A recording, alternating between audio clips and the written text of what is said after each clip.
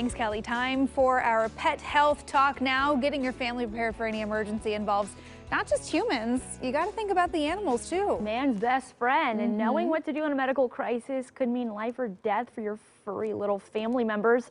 Joining us live with some tips when it comes to pet first aid is veterinarian Dr. Crystal Carey, and with Wellhaven Pet Health, that's the name of the clinic. Good morning. Good morning. Thanks for having me again. Of course, this is an important topic, especially for those of us like Emily who have dogs that like to eat everything in sight. Well, you know, that's just one emergency that can come up. But when you have animals at home, you do need to be ready to have first aid kits for them. Not something we always think about. So what are some examples where your pet, might need first aid?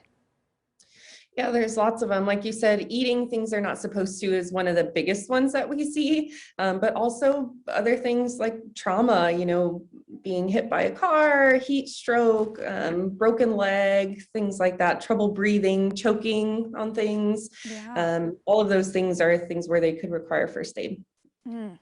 And so you do have some tips on maybe some supplies you should have around. What does a pet-friendly first aid kit look like?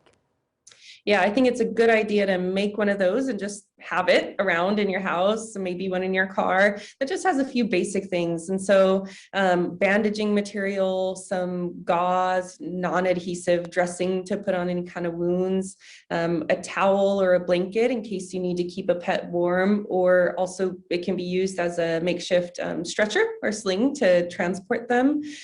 Also something that some people don't think about is actually a muzzle.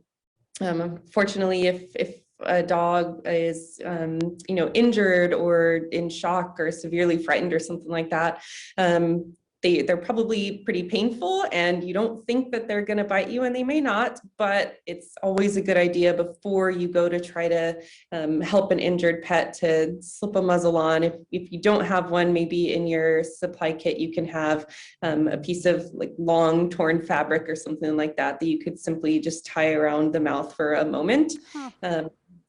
The one exception to this rule is, of course, if the pet is vomiting, you would never put a muzzle on that pet. That's a good thing to think of, though, that I wouldn't have thought of. It's just the fact, too, that, in these emergency situations, they might be behaving differently than the animal that any other time. I think another one of those examples would be if an animal's having a seizure. Sometimes they can react differently, too. What should you do if your pet's having a seizure?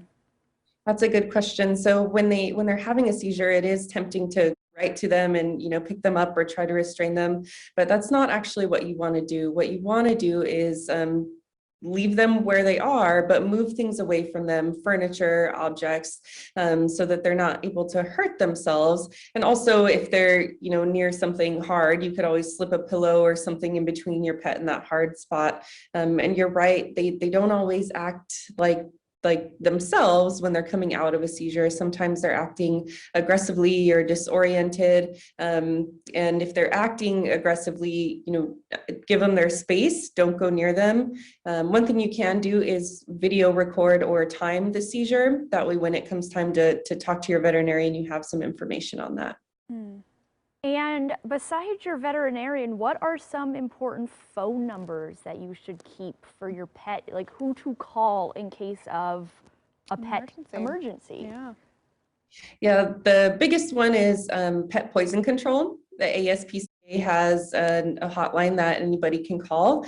And yeah, you can call them anytime. If your pet has eaten something and you have that package, keep that package and have it handy with you when you make that phone call, because it's going to have the ingredients on it. And that hotline is actually the best resource that you can get, because they will tell you exactly what needs to be done, whether you can safely induce vomiting or not, and how to do so. And if that's not the case, they will direct you to to go to the nearest ER.